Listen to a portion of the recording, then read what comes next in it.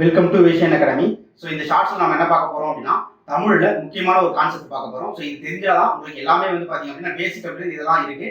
So இப்போ எழுவாய்னா என்ன, பயனிலைனா என்ன, செய்யப்படு பொருள்னா என்ன அப்படின்னு பார்க்க போகிறோம். சரியா? ஸோ இப்போ கனகா, அதாவது மீனா கனகாபரத்தை சூடினாள் அப்படின்னு ஒரு சென்டென்ஸ் இருக்கு. ஸோ மீனா அப்படின்றது பார்த்தீங்கன்னாக்கா எழுவாய். ஓகேவா? அதாவது ஒரு வாக்கியத்துக்கு ஒரு வாக்கியம் எழுவதற்கு காரணமானதை தான் நம்ம என்ன சொல்லுவோம், எழுவாய் அப்படின்னு சொல்லுவோம். ஓகேவா? இதில் இப்போ மீனா கனகாம்பரத்தை சூடுனதுனாலதான் இந்த சென்டென்ஸே ஃபார்ம் ஆச்சு. அதனால மீனான்றது எழுவாய். ஓகேவா? ஸோ அடுத்து ஒரு வாக்கியத்தை முடிவடையக்கூடிய சொல், முடிக்கக்கூடிய ஒரு சொல்ல தான் நம்ம பயனிலைன்னு சொல்லுவோம். அப்ப சூடினால் அப்படின்றது பயனிலை. அப்ப மீனா எழுவாய், சூடினால் பயனிலை. கனகாம்பரத்தை அப்படின்றது பாத்தீங்கன்னா செய்யப்படு பொருள். ஓகேவா? ஒரு செய்யப்படு பொருள் அப்படின்றது ஒரு வாக்கியத்துல வந்துச்சுன்னா அந்த வாக்கியம் தெளிவா இருக்கும். செய்யப்படு பொருள் என்பது வாக்கியத்தை தெளிவாக காட்டக்கூடியது. ஒரு வாக்கியத்தில் செயல்படு பொருள் இருக்கலாம், இல்லாமலும் போகலாம் அப்படின்றதான் மெயின். ஸோ இதுல மீனா சூடினால் அப்படின்னாலே அது கம்ப்ளீட் ஆகும். இருந்தாலும் செயல்படு பொருள் அது தெளிவாக காட்டுது. ஓகேவா? ஸோ இந்த பேசிக் தெரிஞ்சுக்கோங்க. அடுத்தடுத்த வீடியோல நம்ம ப்ரீவியஸ் இயர் கொஸ்டின்ஸை பேஸ் பண்ணி நிறைய கொஸ்டின்ஸுக்கு உண்டான அந்த எக்ஸ்பிளனேஷனை பார்ப்போம். தேங்க்யூ.